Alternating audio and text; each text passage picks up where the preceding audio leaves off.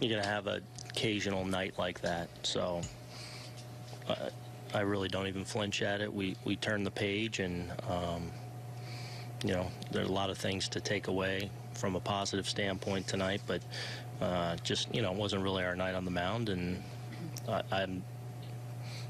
we turn the page and move on, and you're going to have bumps in the road along the way. What specifically did you see from CC tonight? He didn't really have a slider. You know, I don't think he had great stuff. The ball wasn't coming out as crisp as it has for really most of the year, but I would say that's about it. He just wasn't, you know, his stuff overall wasn't what we normally see out of him.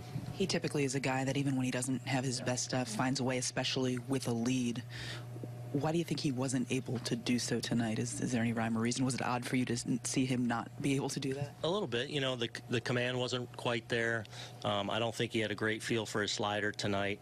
And you know, those are pitches, you know, usually when he's scuffling a little bit, he's commanding the ball. And, you know, they worked some good at-bats against him to work some walks, and then obviously got some big hits against him. But I don't think he, you know, the cutter wasn't a great pitch for him. The slider he didn't really have, you know. And, you know, that said, he kind of battled as well as he could. He just wasn't his night. Any consideration to going to Green there in the 6th inning instead of Shreve? We were trying to stay away from Greeny tonight. Obviously, we're going to have to use him there.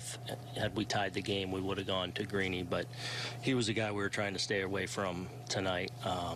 But, you know, just with how the game started to unfold, he obviously would have become an option there late. What did you see from Robertson? You know, he just, you know, comes in and walks the first two guys, you know, just close around the zone. You know, I thought they had some good at-bats against them, but, you know, usually with Robbie, he comes in pounding the strike zone, and then when he's throwing strikes and ahead, he puts you away with the breaking ball. And, you know, just behind in some counts, and didn't have his real good command overall. Do you think that led to coming right after Profar with a fastball? Yeah, I think so. In fact, the pitch before to Mazar to strike him out was a really good curveball to finish him off. And then I think there against Profar, just trying to get ahead, and, you know, it looked like it was up and out over the plate, and Profar put a good swing on it. Aaron, you said you trying to stay away from Green for fatigue, or you just wanted to... Yeah, just, you know, I mean, he wasn't down altogether, but having pitched a couple innings, we went the first game of this series with the off day, you know, just kind of trying, if we could, that was in the plan, to kind of stay away from him unless obviously a situation presented itself, which, you know, had we tied that ball game, it would have presented itself. So just you know, trying to balance that, preserving guys as best we can when we get a chance. You guys, you knew you had a ton of power here, but now you guys, I think, are on pace for the most homers in big league history tonight. You tied a major league record for most homers in 5 games. Is this even amazing you how many you guys are hitting? We can hit. Those guys can hit. So no, it doesn't amaze me.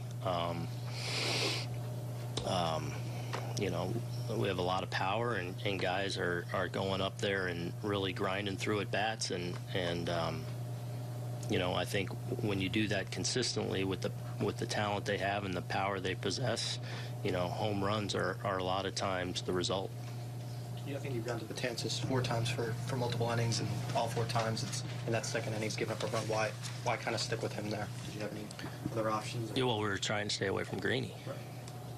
And if you, I think you threw the ball tremendous in the second inning. I mean, you know, a strikeout wild pitch to get on, and then kind of a shank hit to right. But I mean, I know you guys keep asking me about that, but Dellen's in a really good place, and I would argue in that second inning was still in a really good place. And, you know, we needed the length out of him just because he got a little sideways from us through in the middle innings there, and you know, trying to stay away from Greeny. Was that a little exasperating, that inning? I mean, because he had the strikeout wild pitch, the error, then Romine gets the ball stuck in his glove. And, yeah. It's, That's baseball. I mean, 162 games, you know. You just, honestly, you roll with it. You prepare each day. I mean, you know, so no, I don't get exacerbated. No, I don't. You know, we're locked in, and guys are prepared and ready to play, and over 162, you're going to have a little bit of a clunker or things that go sideways, and I really don't even blink at it. It's just, all right, let's try and get going and grab the lead back and pound away at these at-bats. So there's going to be nights, and there's been many a nights where the pitching has completely picked us up and been terrific, and, you know, you're going to have these every now and then.